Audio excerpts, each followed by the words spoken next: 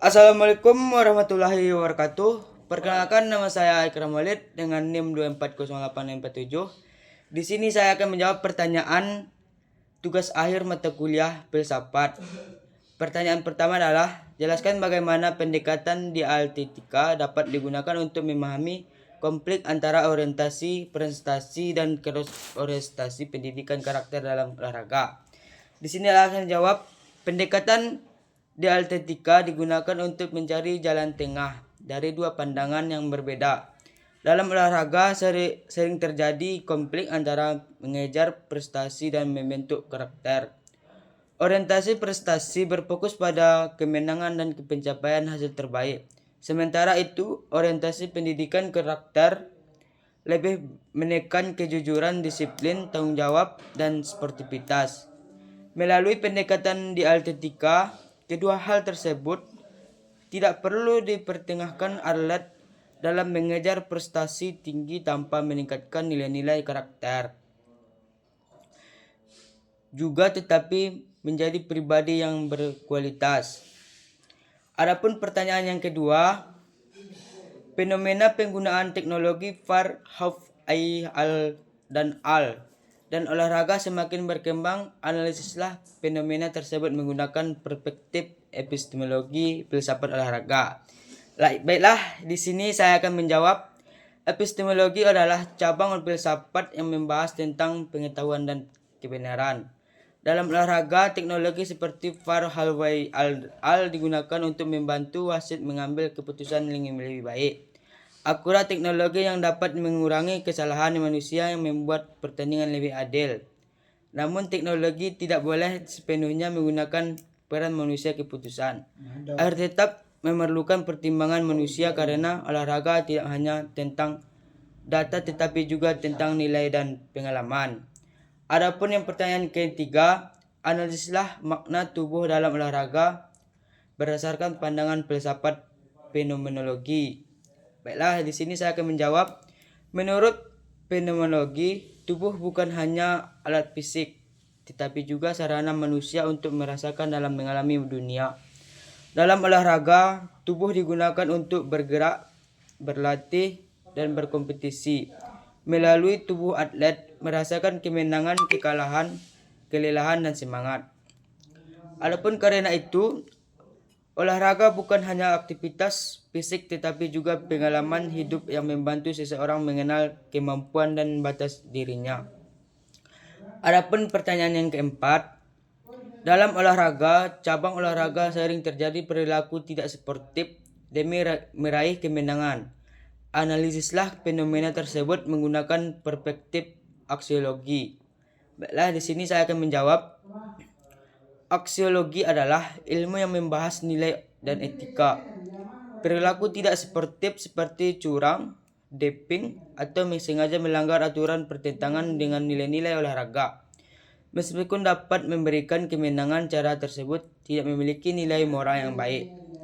Dalam perspektif aksiologi, kemenangan berperoleh dengan cara tidak jujur tidak lebih berharga daripada kekalahan yang diperoleh seperti sportif. Adapun pertanyaan yang kelima, olahraga profesional saat ini lebih berprestasi pada bisnis dibandingkan nilai kemanusiaan. Evaluasilah pernyataan tersebut berdasarkan nilai-nilai filsafat olahraga. Baiklah, saya di sini akan menjawab. Saat ini olahraga profesional memang banyak dipengaruhi oleh bisnis, sponsor, dan keuntungan ekonomi. Hal ini terlihat dari tingginya nilai kontrak atlet dan bahal siar pertandingan. Namun, olahraga tetap memiliki nilai kemanusiaan seperti persatuan, kesatuan, dan pengembangan karakter. Oleh karena itu, bisnis ini menilai kemanusiaan yang harus berjalan seimbang agar olahraga tidak kehilangan tujuan utamanya. Adapun pertanyaan yang keenam, evaluasilah apakah praktek transfer atlet profesional dengan nilai kontrak yang sangat tinggi masih menjalan dengan hakikat olahraga sebagai sarana pengembangan manusia. Baiklah, di sini saya akan menjawab. Nilai kontrak yang tinggi menunjukkan bahwa kemampuan atlet sangat dihargai dari sisi positif. Atlet mendapatkan penghargaan yang sesuai dengan kerja kerasnya. Namun, jika atlet hanya dipandang sebagai aset ekonomi, maka tujuan olahraga sebagai sarana pengembangan manusia dapat berkurang. Oleh karena itu, kesejahteraan dan martabat atlet harus tetap menjadi perhatian utama. Adapun yang ketujuh, pertanyaannya adalah apakah olahraga kompetitif bertentangan dengan nilai humanisme?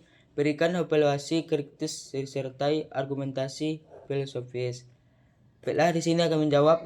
Menurut saya, olahraga kompetitif tidak bertentangan dengan humanisme selama dilakukan secara sehat dan sportif. Humanisme menekankan pengembangan potensi manusia. Potensi dapat menjadi sarana untuk melatih disiplin, kerja keras, dan tanggung jawab. Namun jika kemenangan dijadikan tujuan utama hingga mengalahkan segala cara, maka nilai humanisme akan hilang. Jadi kompetisi harus tetap menjunjung nilai kemanusiaan. Adapun pertanyaan yang ke-8, banyak atlet mudah mengalami tekanan psikologis akibat tuntunan prestasi. Evaluasi salah. Fenomena tersebut dari perspektif eksternalisme. Baiklah, di sini akan jawab. Eksternalisme menekankan kebebasan individu dalam menentukan pilihannya hidupnya. Tekanan selalu besar dari orang tua, pelatih atau lingkungan dapat membuat atlet kehilangan kebebasan untuk berkembang sesuai keinginannya. Akibatnya atlet bisa mengalami stres dan kehilangan motivasi. Karena itu, atlet muda perlu diberikan dukungan dan kesempatan untuk menentukan tujuan hidupnya sendiri agar dapat berkembang dengan baik.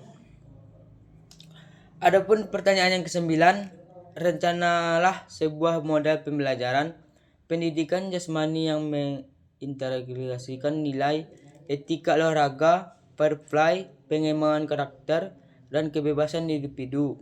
Jelaskan landasan filosofis model yang Anda usulkan. Disinilah saya akan menjawabkan. Model ini yang sangat diusulkan adalah pembelajaran jasmani berbasis karakter dan fair play.